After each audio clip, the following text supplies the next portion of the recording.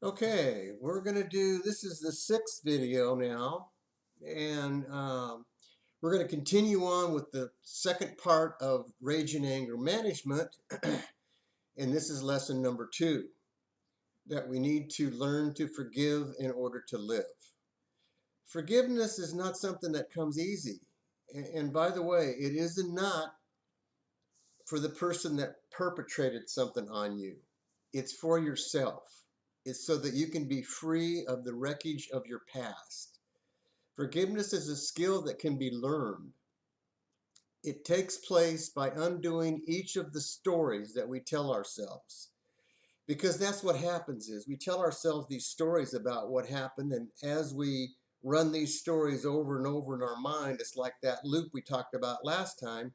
We look better and better every time we play the video. Well, that's not what we're trying to do here. We're trying to look at everything factually. So the less personal we can be about this and the less emotional we can be, the more factual it becomes. And then we're able to see our part that we played in this.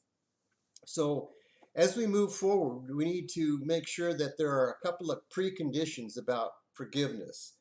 One of them is you have to know your feelings about what happened. So you have to know what you're feeling about what happened. It's clear, you need to clear about the actions that wronged you. You need to be very clear about that. So you need to define that, yeah, this is against my core beliefs, or yeah, this is an insult to me, or yeah, this is pain and hurt that was perpetrated on me. You also need to share your experience with one or two trusted people, not so that they'll just shine you on and say, yeah, they had that same thing happen to them, so that they can listen to you and so you can freely voice what happened to yourself. And they may even ask you some questions that will help to determine how this thing all came about, or help you to determine your part in it, or help you to determine that, yeah, you were wronged or you were hurt. And there is something that you need to do about this. So, so it's not a matter of just complaining to your friends. It's really kind of asking them for advice. So once we complete the preconditions, then we can start to describe how we felt. What are the feelings that were involved in this? It doesn't mean that we simply have to go through the cathartic thing again. We want to know about what the feelings were deep in us and how they change from day to day. When we think about these things that have happened to us, there's a variety of things that come up, especially in the area of pain and hurt. There's nothing unusual about feeling upset, confused, furious, abandoned, alone, scared. These are common hurts and pains that we go through. And sometimes we have a feeling of just being overwhelmed. Well, that's a common feeling. One thing one day and one thing the next day. So it varies with the time, it varies with your mood, it varies with what's going on in your world. Sometimes we have a hard time admitting bad things really happen to us. I know in a case with, I do work with domestic violence clients, perpetrators that have committed a domestic violence act. And one of the things I get in the survey is about their spouses. And sometimes it's amazing that, they tell me that, well, when the police came, they changed their story and they didn't want to testify and they didn't do all these things. And that periodically I'm able to interview some of the victims in these cases, and what I find out is that they really think that they can change the other person. And so I listen to them patiently, and then I just take it in. There's not a whole lot of advice I can give them, to be honest with you, because when they have a mindset like that, it takes an awful lot for their minds to be changed. So one of the things is, like I say, is you have to figure out if you really were hurt, and was it a violation on you, or you perpetrated with some hurt and pain. So now that you know that you have, and you're clear about your feelings, the next important step is to really make this not personal. There's really a good book that's an older book that was written about 25 years ago. It's called The Four Agreements by Don Miguel Ruiz, Ruiz.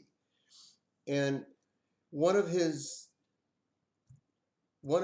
four agreements is not to take things personally, because we tend to take things personally, and when we do that, we internalize that, and that can hurt a lot.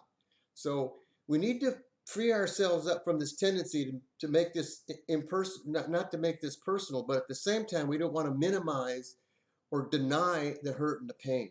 These are important things that we need to recognize. So as we go into the future, we find out that, yeah, some lines were crossed, and that is a violation towards me. And I want to make that clear. And I also want to make it clear that this forgiveness process has nothing to do with the other person. It's all about yourself. All right.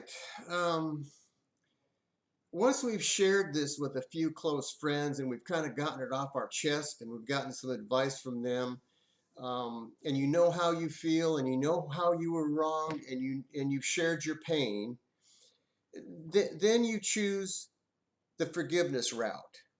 And the forgiveness route is a way to heal the past and bring us into the present.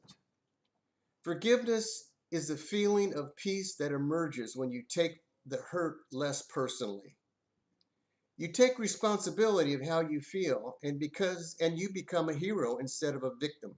And we talked about how hard it is for a victim to change that role. It is a very difficult thing, but it can be done. So forgiveness means that even though you were wounded, you choose to hurt less and suffer less. Forgiveness means that you become part of the solution.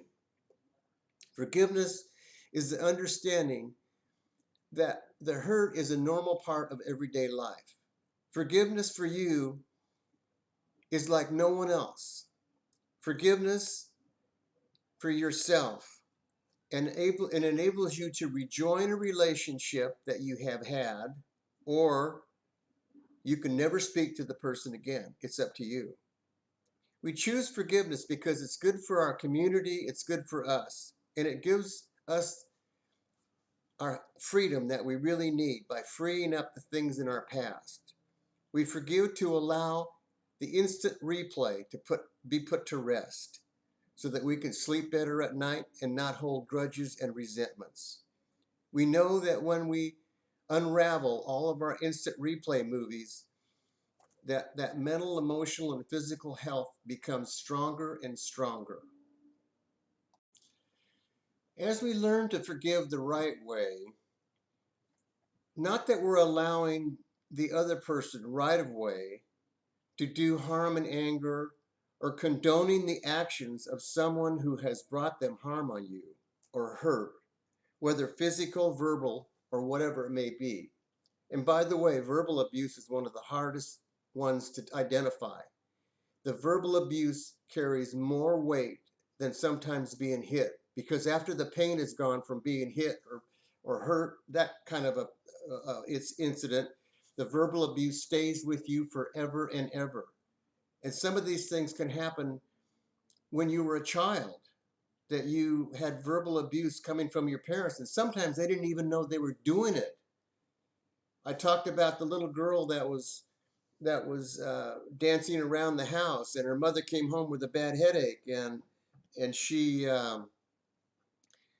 yelled at her, said that you have a terrible voice, so stop singing. And the little girl did. She stopped singing, and she never sang again the rest of her life. And that's a form of verbal abuse. The mother didn't really mean to do that, and really later on, if she'd ever found out that she did that kind of thing on her daughter, she would have apologized right away. And by the way to apologize really is not to say that I'm sorry. That's an old cliche. You need to say, please forgive me, because that becomes a contract. So the other person can forgive you or not. It's up to them, but at least you've cleaned your side of the street. So we talked about the number one person to forgive in the universe is yourself, so that you can soar to greater heights and magnificence because you've forgiven yourself. And we know it's not easy. We talked about going in the bathroom and looking yourself deep in your soul. And that's a really good exercise to do. I know that. So one of the things that we do is that we can look at the things that we have done in the past, and sometimes we regret it, and sometimes we feel that we shouldn't have done what we did. But the problem is what we're doing now is that we've educated ourselves and we're smarter now and we know more and we know we're better at it. And so we look back and judge ourselves for these things that we didn't do or did do. And that's wrong. What we really need to do when it comes to ourselves is to look at each one of these regrets, each one of these transgressions, each one of these incidences where we've caused pain on ourselves and others, and see what the lesson is. Sometimes the lesson isn't always clear, but as we go through this process of forgiveness and forgiving ourselves, it is revealed to us. And then what we do is we can use that. We can learn from it. And we can make our lives much better and richer than we ever thought possible.